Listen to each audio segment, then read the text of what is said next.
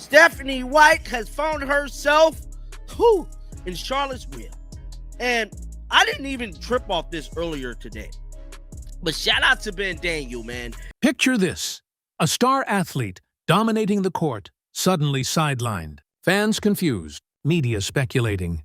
And behind the scenes, a web of contradictions, secret timelines, and questionable medical updates that have everyone talking. This is the story of LIECaitlin Clark, the Indiana Fever, and one coach at the center of a storm, Stephanie White. The question everyone is asking, what really happened? How did a minor injury turn into a months-long saga that exposed the inner workings of a professional basketball team? Tonight, we break it all down. It all started on May 26th.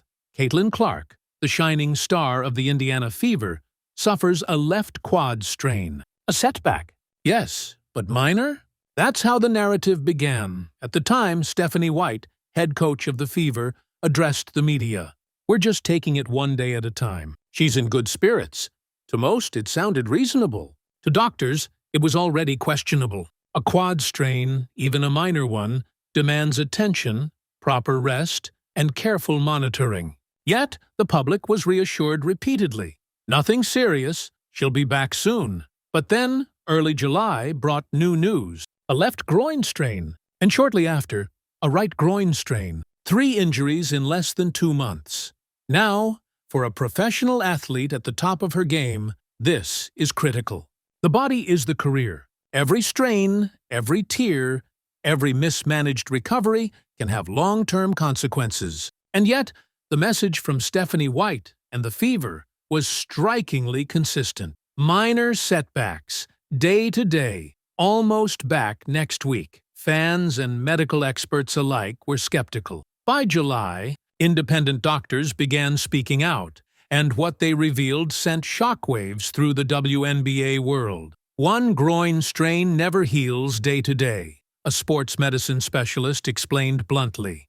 Recovery is week to week, at minimum. 3 injuries in 2 months? That's a serious red flag. The timeline was alarming. May 26th. Left quad strain, July 5th. Left groin strain, July 16th. Right groin strain, each injury demanded proper care, rest, and monitoring. Yet, publicly, Stephanie White repeatedly downplayed the severity. Based on imaging and standard recovery timelines, she should have been resting, not playing. Not just a day-to-day injury, the doctor added. What made the situation even more concerning was that LIECaitlin wasn't relying on the Fever's medical staff at all. She was consulting her own personal doctors, a quiet but unmistakable sign that she didn't trust the team's assessments. Yet Stephanie White maintained the same calm, scripted message. One day at a time. She's in good spirits. Fans, however, were growing skeptical. By mid-July, social media was buzzing with discussions, theories, and speculation. Every press conference was dissected. Every vague update scrutinized. Every repeated day-to-day phrase became a point of contention. Fans started comparing Stephanie White's words to actual medical advice, noticing the inconsistencies and questioning the authenticity of the statement. Online forums and comment sections were alive with theories, memes, and sharp criticism. It was clear the public was no longer passive. They were actively tracking, analyzing, and challenging the narrative, determined to uncover the truth behind LIECaitlin Clark's injury saga. No one believes a single word coming out of Stephanie White's mouth, one fan wrote. Another added, the biggest liar in the league. The comments weren't just criticism, they were outrage. People weren't simply invested in wins or losses. They were concerned about LIECaitlin's health, her career, and the truth behind the carefully crafted statements. Fans saw right through the PR. The repeated minor injury narrative clashed with LIECaitlin's body language on the court. Her frustration was obvious. She wanted to play, she wanted to compete, but she was being held back. And as the season dragged on, that frustration only intensified. The contradictions became impossible to ignore. First, LIECaitlin's injury was minor, then day-to-day. Next, she wasn't cleared for 5-on-5 scrimmages, but could still travel with the team, sit courtside, and watch her teammates play. The timeline made no sense. Fans were confused. Media were puzzled. and independent doctors began speaking out publicly. You cannot have multiple groin strains and return to full movement in under 2 weeks. It's medically impossible, one specialist explained. Stephanie White's words no longer matched reality. Every statement raised more questions than answers, every press conference highlighted inconsistencies, and every robotic reassurance, one day at a time, felt increasingly hollow. Trust had evaporated, leaving only frustration, confusion, and a growing wave of scrutiny from fans, media, and experts alike. The reason, insiders suggested, was simple. The team wanted control. The playbook mattered more than the player, and LIECaitlin's presence disrupted their system. LIECaitlin Clark isn't just any player, she's a game changer. Her skill, her vision, her ability to control the offense, it's unmatched. Yet somehow, that very influence became a problem. Stephanie White, it seems, prioritized her system over her star player's health. Every public statement, minor injury, day to day, almost back next week, was carefully crafted to manage perception, not to protect LIECaitlin. And the longer this narrative persisted, the more the cracks began to show. Fans, analysts, and media outlets were paying attention, noticing the inconsistencies, connecting the dots, and questioning every claim. This wasn't just poor public relations, it was potentially career-threatening for LIECaitlin. By August, the truth could no longer be contained. Independent doctors, sharp-eyed fans, and investigative reporters started piecing the timeline together. Stephanie White's repeated assurances of minor injuries were contradicted by medical facts. One doctor didn't hold back. LIECaitlin Clark should have been cleared weeks earlier. The public statements were inaccurate, misleading, and potentially harmful. Once the truth hit, the internet exploded. Memes, viral clips, and commentary spread like wildfire. Every repeated day-to-day line became fodder for mockery, often paired with clown music, captions, and graphics that tore into Stephanie White's credibility. The backlash was immediate, relentless, and impossible to ignore. The fallout was immediate. Stephanie White's credibility was crumbling before everyone's eyes. Headlines screamed, "Fever coaching staff faces credibility crisis." The backlash wasn't just online. It reached every corner of the basketball world. Analysts, rival players, and reporters were all questioning decisions that had once gone unquestioned.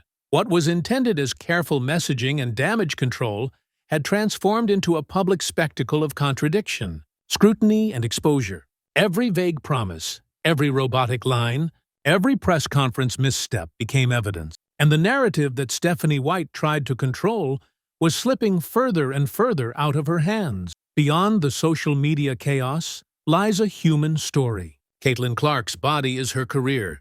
Every mismanaged injury could cost her millions. Every day sidelined under false pretenses adds mental stress, frustration, and doubt. Imagine being cleared to play by your personal doctor, yet forced to sit on the sidelines because your coach is protecting a system over your health. This isn't just PR failure, it's potential sabotage. And the longer it went on, the more the fans and media saw it. Let's break it down, step by step. May 26th, left quad strain. Stephanie White called it minor. A small setback, nothing more, or so she claimed. July 5th, left groin strain. Suddenly, it was day-to-day. Minimal concern, quick return expected. July 16th, right groin strain. Again, Stephanie labeled it minor, downplaying the severity, but the truth tells a very different story. By the time LIECaitlin was cleared by her personal doctors, she could have returned to the court weeks earlier. Yet, she remained sidelined, watching from the bench while the season slipped by. Fans weren't blind. Analysts and players began speaking out quietly, piecing together the timeline. Every misstatement, every robotic line, every vague promise of almost back next week was captured online. Screenshots, clips, and social media posts preserving a record of the unfolding cover-up. What started as concern over a single injury evolved into a months-long saga, exposing the dangerous consequences of mismanagement, the limits of PR spin, and the fragility of trust in professional sports. Even players from rival teams began dropping subtle hints about what was really happening. One tweeted, "Protect your body. They'll smile in your face and ruin your career behind your back." The message was clear. Insiders were noticing, and whispers were turning into public scrutiny. Reporters who had once defended the Fever started asking tough questions. Headlines began popping up. Fever coaching staff faces credibility crisis. Fans were relentless. They cross-checked press conference statements against actual recovery timelines, piecing together a pattern of contradictions. Old video clips surfaced, showing Stephanie White flip-flopping, one week clueless about the injury, the next insisting Caitlin was a fast healer. Every inconsistency added fuel to the fire. The narrative carefully crafted to maintain control was crumbling in real time. It was more than just a PR nightmare. It was a total unraveling, a public exposure of mismanagement, and a clear warning about what happens when transparency is ignored. So, what can we truly learn from this saga? First, transparency is non-negotiable. Fans notice every word, every gesture, every press conference. Athletes notice too. And in today's digital age, every statement is recorded, scrutinized, and dissected online. The truth has a way of coming out, no matter how carefully a story is managed. Attempting to control it rarely works, and when it fails, the backlash is swift and often unforgiving. Second, player health must always come first. Injuries are not just temporary setbacks. They can have lasting consequences on an athlete's career, confidence, and long-term performance. No PR spin, no carefully crafted optics, no rigid playbook is worth risking the body or mind of a player. Mismanagement can cost millions in lost games, damaged careers, and shattered trust between players, coaches, and fans. In LIECaitlin Clark's case, the lesson is crystal clear. Protecting a star athlete isn't just good coaching, it's an ethical responsibility, and the cost of ignoring it can be catastrophic. Finally, credibility, once lost, is nearly impossible to recover. Stephanie White's repeated contradictions, vague statements, and attempts to control the narrative have left a permanent mark on her reputation. Her actions serve as a cautionary tale, not just for coaches, but for anyone in professional sports. LIECaitlin Clark, thankfully, is healthy. She's back on the court, stronger than ever, ready to compete. But the ripple effects remain. One star's career was put at risk. One coach's credibility was shattered. And for everyone watching, this story will be remembered. A stark reminder that honesty, integrity, and transparency aren't just ideals. They're essential. But beyond the headlines and social media firestorms, there's a deeper lesson here. Professional sports aren't just games. They're high-stakes arenas where careers are built, legacies are forged, and every decision carries real consequences. When trust is broken between a player and a coach, it's not just a temporary setback. It can reverberate through an entire season, affecting team morale, performance, and even the mental health of the athletes involved. Fans don't just watch, they notice.